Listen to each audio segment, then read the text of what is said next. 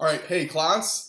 This is a video for my world geography students. If you are part of my civics classes, feel free to watch this, but this is mainly focused towards my world geography classes. So, world geography, as you know, our unit this, time is concerning the Middle East.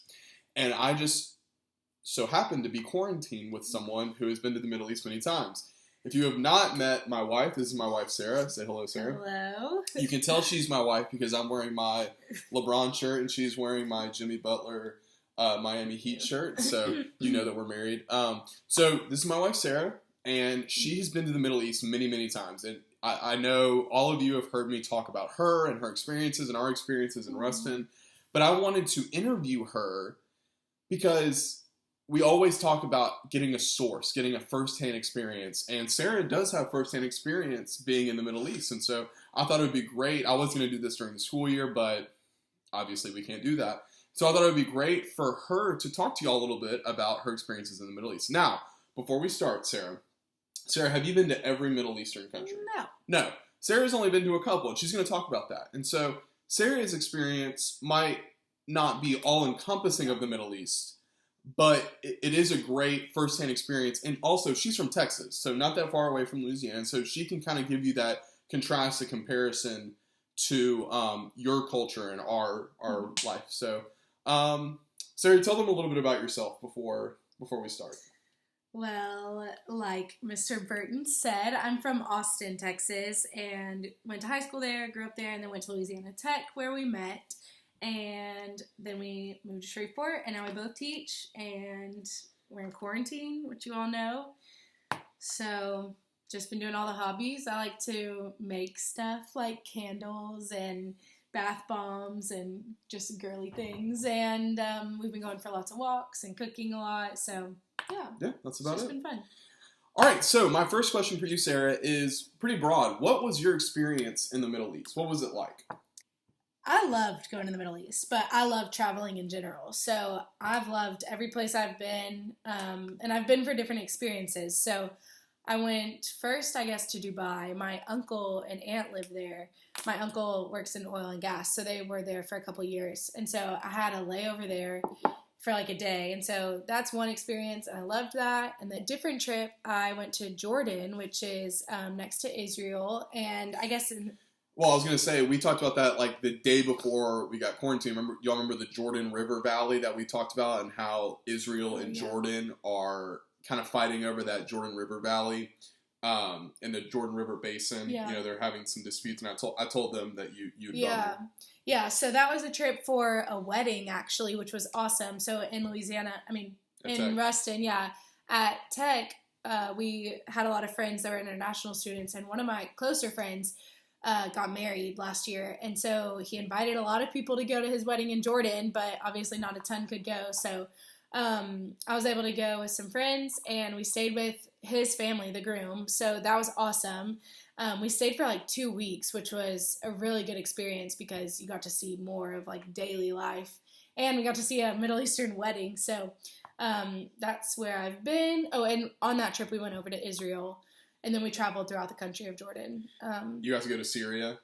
Yeah, we didn't go in Syria, but we were like on the border. And y'all got to swim in the Dead Sea? Yes. Yeah, we swam in the Dead Sea. Yeah, I remember the Dead Sea was the sea where there's so much salt that you can float. Yeah.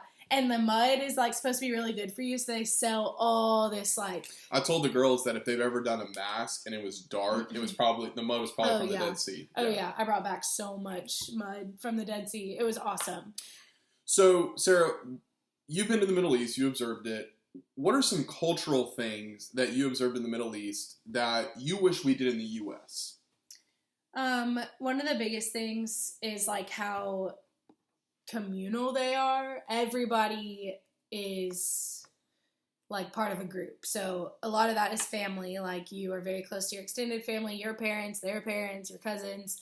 Everybody's very close. Oftentimes they all live together, which isn't something necessarily that I'd want to all do, but like I just really appreciated how much people work together, stay together, and like do things in a group. Like I think here we're so worried about ourselves and like what can I do to be the best, and like what can I do to have the best for myself. But there is like you cook food together, you share everything. Like, it would not be weird to know every single one of your neighbors and have a meal with them often. But like, we've lived here a month, I guess, or two. I lived here longer. Yeah, but like, we don't know all the neighbors here, and so that would be weird there. So that's probably something, just the community. So, like Sarah was saying, in America, and especially in Louisiana, we kind of have that communal, but not as much as the Middle East. You know, it's very rare for us to know all of our neighbors and to always, have gatherings with them. It's a good example Sarah said was whenever they make food, whenever they have extra, they always just bring it to their neighbors. While for us, we just put it in the fridge or we throw it away.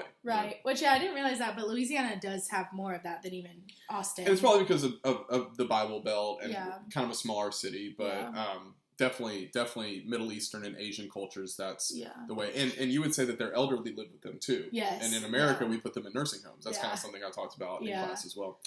Well, that's something that we are definitely different in that you wish we could have over here in the United States. But what would you say is the biggest difference between our culture in Shreveport or the United States and the Middle East that you've observed? Yeah, and like Mr. Burton said at the beginning, I've only been to some places, so I can't speak for everything. But for me, the biggest difference is their religion. Just because I'm sure he's told you, like, we're Christians, and a lot of people in the U.S. are Christians, whether they're, like, super practicing or not. A lot of people believe just, like, the basis of Christianity. But in the Middle East, Islam is the majority religion, and so the Muslim people of Islam, they, like, pray 5 times a day. They have these mats that they'll get down on their knees and, like, bow, and they face towards Mecca. And, like, that's like their holy city. Yeah, like, it's very, like, the people who are very devout. And I'm not, like, getting into any opinions there or anything. I'm just saying that's, like, the biggest difference for me to see is that their religion has a lot of, like, rules that go with it and, like, a lot of practices. So what are some examples that you can think of? Like, for example, they have to pray 5 times a day. Yeah. And when praying for them is not, hey, God, they have to lay down on their special mat. It's like they have up and down. And they have to face a certain direction. Yeah. They have to wear a hijab. Well, they have, like, women especially always wear a hijab. But when you're praying, like, I think you're supposed to cover even more, which this is from a person who doesn't know ton. But, like, the really devout people will completely cover. I can't even remember what that's called. But, like, yeah, I would say that's a big difference. They don't eat certain things. They, like, have Ramadan, which is a whole nother thing. It's just, there's a lot of differences between Islam and Christianity. And you would say they're not necessarily Christianity, but American culture. Because, Yeah. of course, not everyone's Christian in America. Right. But living in the Bible Belt, it's... Yeah, I guess, yeah. So what's something that we have in common? Obviously not everything's different in the Middle East. What are some things we have in common? Yeah. That you've observed? Right. I was thinking, like, more than we think. Like, we have a lot in common. Like, when he asked me that question at first, I was like, well, I mean, a lot of things we have in common because they go to school, they go to the grocery store, they cook dinner, they have friends, like, they hang out with their friends, like, they have Instagram, like, and maybe it's the places I've visited, but, I mean, they're very similar to us.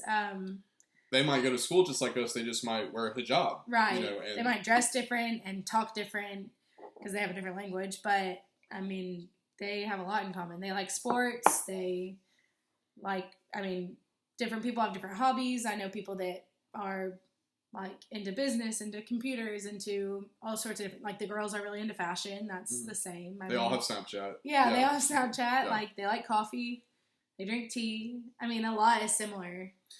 So, as we're talking about this and as we're learning about this, your opinion, why is it so important for us to learn about the Middle East? I always talk to my students and I say, why are we learning about this? Why is this important? And sometimes it's kind of hard for them to understand or hard for me to articulate it.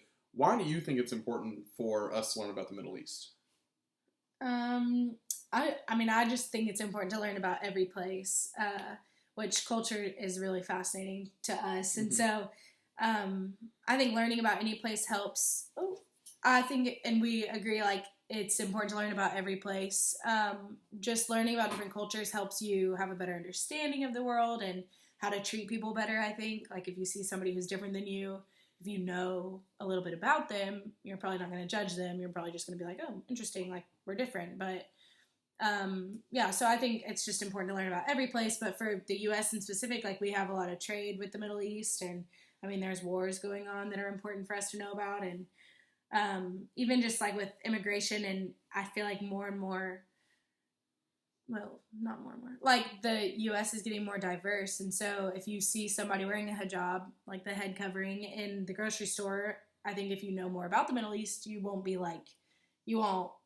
It won't be as odd for you. Yeah, like they wouldn't stand out as much. You'll just know, oh, okay, like maybe they're from this area, or I don't know. You won't.